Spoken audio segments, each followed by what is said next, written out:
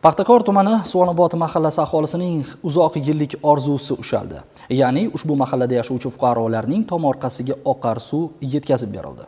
Xalq farovonligiga xizmat qiluvchi ushbu muhim tadbir O'zbekiston Respublikasi Prezidentining Kambag'allikdan farovonlik sari dasturini amalga oshirish bo'yicha birinchi navbatdagi chora-tadbirlar to'g'risidagi qarori asosida amalga oshirilmoqda. Dastlab shu haqida.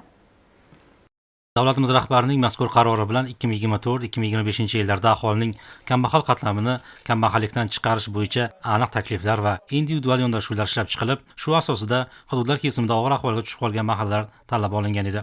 Bunda tomorqa yerlarini samarali foydalanishga alohida e'tibor qaratilib, buning uchun birinchi navbatda sug'orish tizimlarini yaxshilash va ularga elektr energiyasini barqaror yetkazib berish choralari ko'rilmoqda. Jizzax viloyatining Paxtakor tumanidagi Suvonobod mahallasida ham mazkur dastur asosida ishlar olib borilmoqda. Xususan, mahallaga jami 3 km 840 metr qismiga oqar suv uchun ariq latoklar yotqizilishi ko'zda tutilib, hozirda Samarqand ko'chasining 1 km qismida latoklar joylashtirilgan va Amir Temur ko'chasida tuproq ishlari bajarilyapti. Bu ishlar uchun 1 milliard 445 million so'mga yaqin pul mablag'lari ajratilishi rejalashtirilgan. Mana shu bitta ko'chaning o'zida hozir 82 ta xonadon suvli bo'ladi. Mana Bodomzor ko'chamiz bor, u yerda 100 ta bor, Yangibog' ko'chamizda bor, Yangi yo'l ko'chalarimizda hammasi bo'lib 216 ta xonadon oqar suv bilan ta'minlanadi.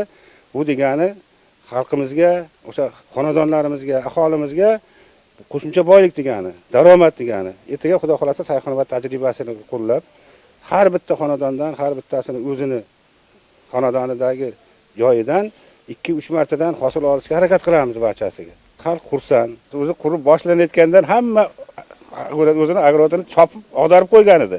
Hozir ko'rsangiz, o'zi kichkina ko'chatchalarni ekib, o'zi holdan tayyorgarlik ko'ryapti. Issiqxonalarga ham tayyorgarlik ko'ryapti. Bizlarga juda suv muammo bo'lardi. Mana hozir prezidentimizga rahmat, mana shunday sharoitlarni yaratib beryapti. Mana latok o'rnatib berdi. Latokda mana suv chiqarib beryapti. Xalqning obodonchiligi bilan ko'pincha foydalanolmaslik sababi suv muammo bo'lib turardi. Mana Xudoga shukr, mana endi suv muammo emas, mana tomorqalarni yaxshi yurgizib, har xil oilaga kerak bo'ladigan sabzavotlar, qo'l mevalar hammasini o'zimizda yetishtirsak, ular oilaning byudjetiga katta foyda keltiradi.